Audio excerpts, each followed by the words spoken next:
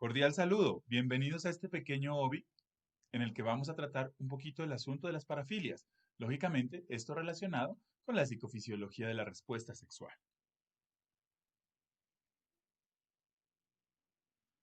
Nuestro objetivo general es identificar las diferentes parafilias. Nuestros objetivos específicos son identificar la definición de parafilias e identificar las parafilias. Contenido, parafilias. Las parafilias son fantasías recurrentes e intensas, impulsos o conductas que adquieren un carácter de exclusividad o casi exclusividad para iniciar y concretar la respuesta sexual. Muchas veces son poco convencionales. Sí, en los sistemas más recientes de clasificación, como el DSM-5, el CIE-11, la conducta no justifica el diagnóstico ni la intervención. En otras palabras, si existe el riesgo de afectar a otros, de afectarse a sí mismo, o existe un malestar en el individuo o en su grupo de apoyo, su familia o sus parejas, se puede revisar el asunto y ser considerada una parafilia como tal. Hay muchos orígenes. Como este es el curso de psicofisiología, revisaremos los que más nos interesan. El primero de ellos puede relacionarse con los factores biológicos. ¿Sí? La testosterona, posibles niveles no normales de testosterona eh, que se deben a diversos factores, y esta, al ser el principal andrógeno, hace que determine el deseo, las fantasías, el comportamiento sexual implicado. Como no hay niveles normales, se presentan otros deseos, otros procesos y otros aspectos que pueden reflejarse en parafilias. Las monoaminas cerebrales, ¿sí? Esto implica una disfunción serotoninérgica y elevación de catecolaminas. Por lo tanto, esto se da también un déficit del control de impulsos que se puede guiar en parafilias. ¿Sí?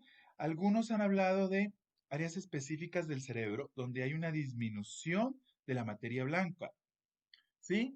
En los lóbulos temporales específicamente y en los lóbulos parietales. También se habla de una disminución en el volumen de la amígdala derecha, ¿sí? Una disminución que se da en la amígdala derecha. Y para finalizar, se habla también de una disminución en la materia gris, en lo que es el estriado ventral, la ínsula, la corteza orbitofrontal, que sabemos todo lo que tiene que ver, y el cerebelo. A nivel de posibles orígenes neurofuncionales, tenemos una disminución en el metabolismo de la glucosa en la corteza temporal inferior derecha y en el giro frontal ventral superior.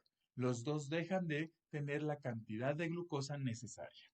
Dentro de los factores psicológicos, si encontramos traumas en etapas tempranas, aprendizajes inadecuados o imitación de conductas, encontramos, aunque debería estar en aprendizaje, relaciones basadas mucho más en el castigo, en la humillación y problemas de vínculo, por lo general un vínculo inestable, un papá que a veces es muy cordial, pero en otros momentos no es tan claro en sus reglas y en sus normas o es muy normativo. ¿Sí? Entonces ahora sí podemos hablar de las parafilias. Encontramos primero el sadismo. Este es hacer que la pareja sufra, pero este caso es consensuado. La persona ha aceptado esa situación, ¿sí?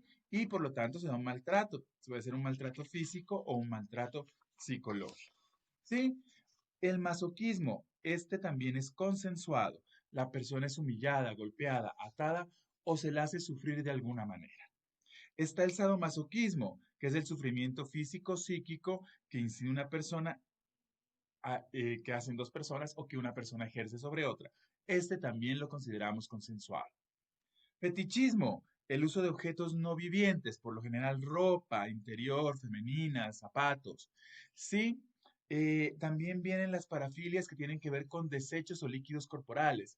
La urofilia, obviamente relacionada con la micción.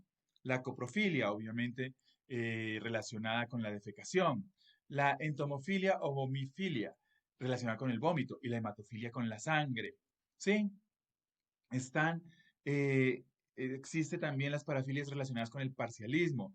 La persona se concentra en una sola parte del cuerpo. No es una persona completa la que le interesa, sino una sola parte del cuerpo de esa persona.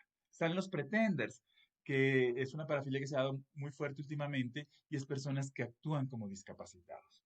Y están lo que llaman en algunas partes los devotes, interesados en personas que tienen alguna discapacidad motriz.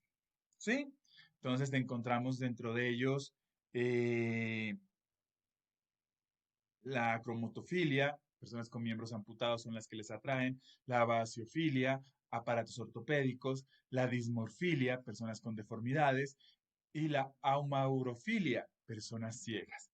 También está la escatología telefónica, las personas que crean respuestas sexuales a través de llamadas telefónicas, y la gerantofilia, relacionada con adultos mayores. Dentro de los trastornos parafílicos encontramos el trastorno exhibicionista, exposición de los genitales a un extraño desprevenido en un lugar público. ¿Sí?